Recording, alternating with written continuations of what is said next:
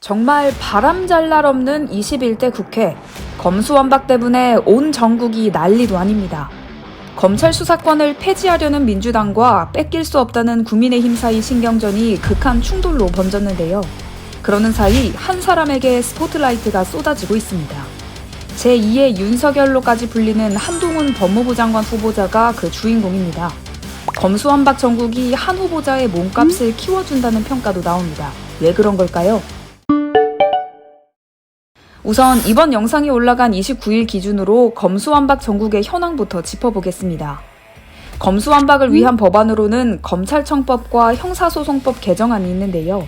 오는 30일 열리는 임시국회에서 검찰청법이, 5월 3일 또 열리는 임시회에선 형사소송법 개정안이 순차적으로 통과될 예정입니다. 이후에는 문재인 대통령의 재가만 남아 있습니다. 사실상 문재인 정부 임기 내 검수완박을 달성하겠다는 민주당 목표가 이뤄지게 된 셈이죠. 국민의힘으로선 손 놓고 두고 볼 수밖에 없는 상황입니다.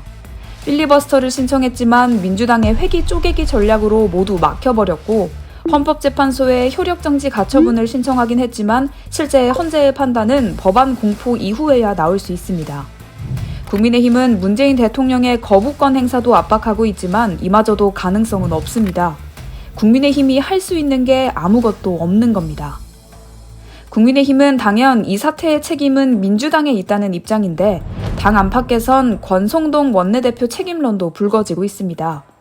권 원내대표가 뜬금없이 검수완박 중재안에 합의했기 때문에 민주당이 강행 처리의 명분을 얻게 됐다는 이유입니다.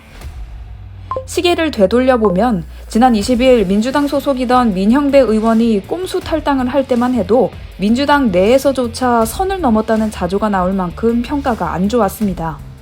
그런데 22일 박병석 국회의장 주도로 검수완박 중재안이 만들어졌고, 여기에 양당이 각각 의원총회를 열어 중지를 모으면서 일단락되는 듯 하다가 3일 만에 국민의힘이 합의를 깨뜨리면서 기류가 반전됐습니다.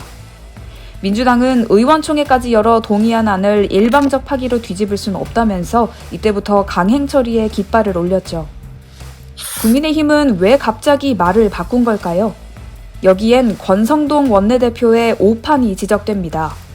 권 원내대표는 윤석열 당선인의 최측근으로 이른바 윤핵관의 맏형으로 불려왔습니다. 그런 권 원내대표가 검수완박과 관련해선 윤 당선인의 의중을 제대로 읽지 못했다는 겁니다. 윤 당선인 측에서 권 원내대표의 결정을 뒤엎는 중재안 재검토에 힘을 실었기 때문인데요. 국민의힘 의원들 입장에선 권 원내대표의 뜻이 곧 윤심이다라고 해석해왔는데 정반대의 메시지가 나오니까 뒤숭숭해졌습니다. 윤심을 오판했다는 오명을 쓰게 된 권 원내대표는 입지도 흔들리고 있습니다. 대신 떠오르는 실세가 있습니다. 한동훈 후보자입니다. 앞서 국민의힘에서 합의안 파기를 거론할 때 가장 먼저 손을 든 사람은 이준석 대표인데, 이 대표는 사전에 한 후보자와 교감한 걸로 알려졌습니다. 원외에 있는 이준석 대표가 원내대표의 결정을 뒤엎자고 주장하는 게 부담스러울 만도 하지만 한동훈 후보자를 등에 업었기 때문에 거침없이 주장을 할 수 있었던 겁니다. 한 후보자는 윤 당선인의 오랜 복심으로 통합니다.